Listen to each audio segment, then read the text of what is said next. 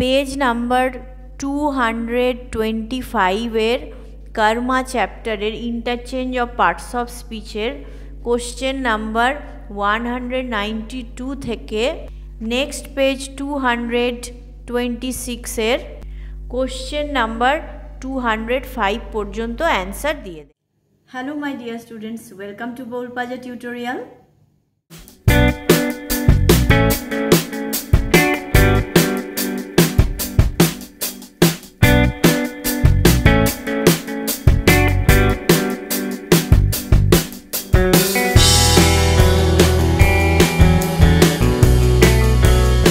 আজকের ভিডিওতে HS question bank English practice for perfection for class 11 Ray and Martin by Ray and Martin এই বইটির page number 225 কর্মা চ্যাপ্টারের ইন্টারচেঞ্জ অফ পার্টস অফ স্পিচের question number 192 next page 226 এর question number 205 পর্যন্ত answer দেয়া থাকবে। Okay, 192 the mirror was obviously made in India. আয়নাটি নিশ্চিতভাবে ভারতের তৈরি। Use the adjective form of obviously. Obviously মানে স্পষ্টভাবে বা নির্দিষ্টভাবে বা সঠিকভাবে, এর মানে হচ্ছে অবভিয়াসলি, এটা হচ্ছে অ্যাডভার্ব, এটাকে বলেছে অ্যাডজেক্টিভে কনভার্ট করতে। Okay, answer it was obvious that the mirror was made in India. এটা হয় সুস্পষ্ট বা নির্দিষ্ট যে আয়নাটি তৈরি হয়েছিল ইন্ডিয়াতে, ভারতে। Next 193 The coolie flattened his turban. কুলি খুলে দিয়েছিল তার পাগড়িটা। Use flat for flattened. এবারে ফ্ল্যাটেন্ডের বদলে ফ্ল্যাট শব্দটা ইউজ করতে বলেছে। Okay, answer the coolie made his turban flat. কুলি তার পাগড়িটিকে খোলা অবস্থায় রেখেছিল।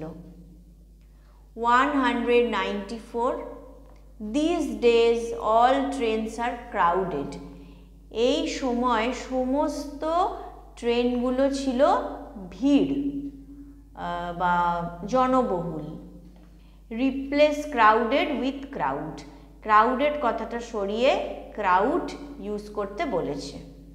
ওকে, answer the crowd were in the train all these days. ভিড় ছিল ইন দ্য ট্রেন, ট্রেনের মধ্যে এই সমস্ত দিনগুলিতে। ক্রাউড মানে যেহেতু প্লুরাল, সেই জন্য আমি ওয়্যার ইউজ করেছি।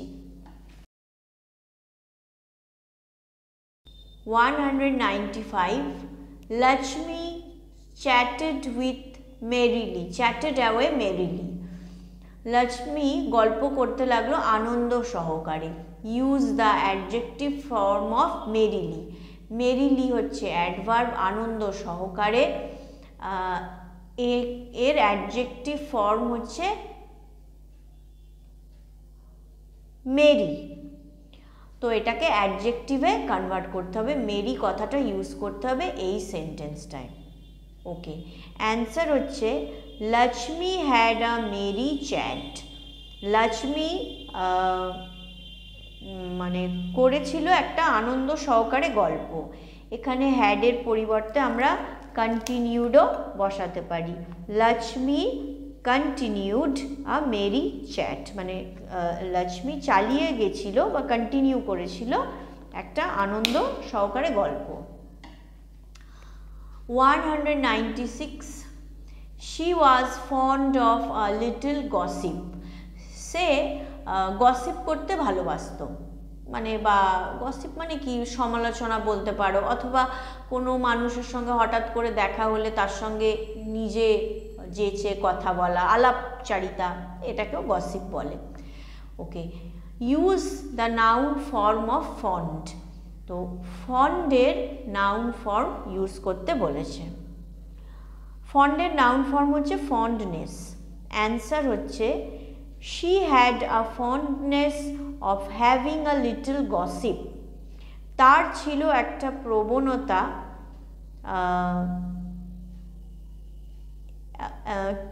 একটু গল্প করার বা একটু সমালোচনা করার বা একটু যেচে পড়ে ভাব করার। 197, she entitled a long loud bleach। সে তুলেছিল একটা লম্বা সজোরে ঢেকুর। Use bleach as verb. Okay, এই ব্লিচটাকে, ব্লিচ হচ্ছে এখানে নাউন, ঢেকুর, এটাকে ভার্ব হিসেবে ইউজ করতে হবে, মানে ঢেকুর তোলা। 197 এর answer she loudly bleached and emitted long। সে সজোরে ঢেকুর তুলেছিল এবং সেটাকে বেশ দীর্ঘ সময়ের জন্য নির্গত করেছিল, মানে ঢেকুরটা বেশ দীর্ঘ সময়ের জন্য নির্গত করেছিল, আবার ঢেকুরটা সে সজোরে তুলেছিল।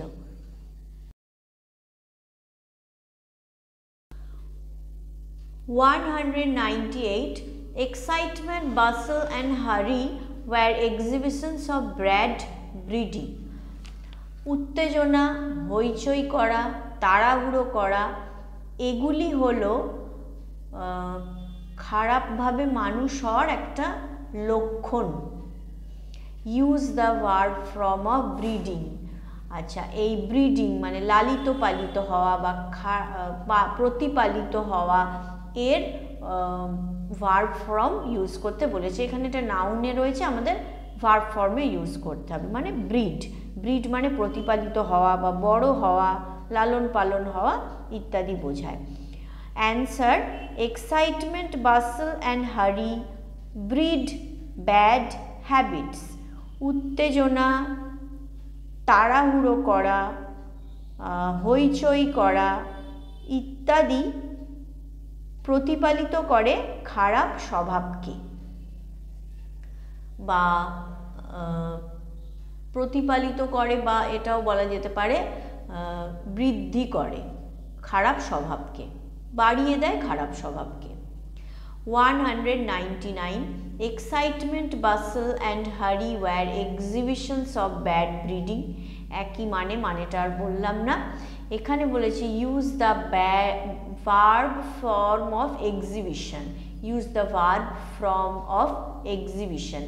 এক্সিবিশনের ভার্ব ফর্মটা ইউজ করো।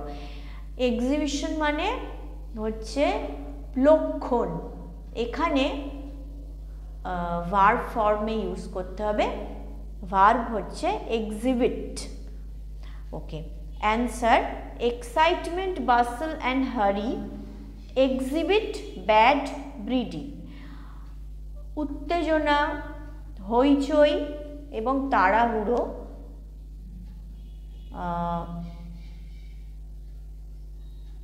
জন্ম দেয় খারাপ স্বভাবকে।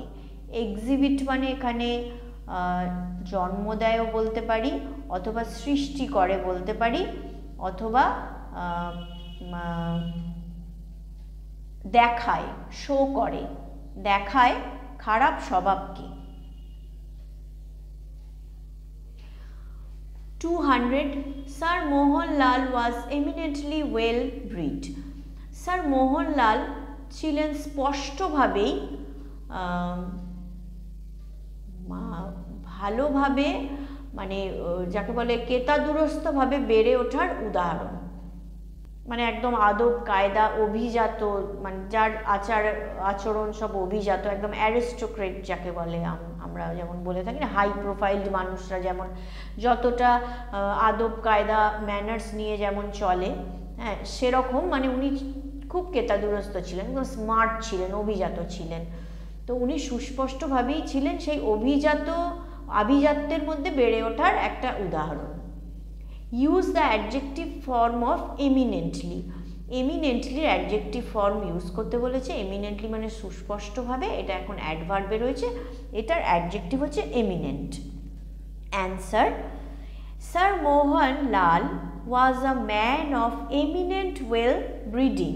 স্যার মোহনলাল ছিলেন একজন সুস্পষ্ট অভিজাত কায়দায় বা বড়লোকি আনায় বেড়ে ওঠা একজন মানুষ। 201.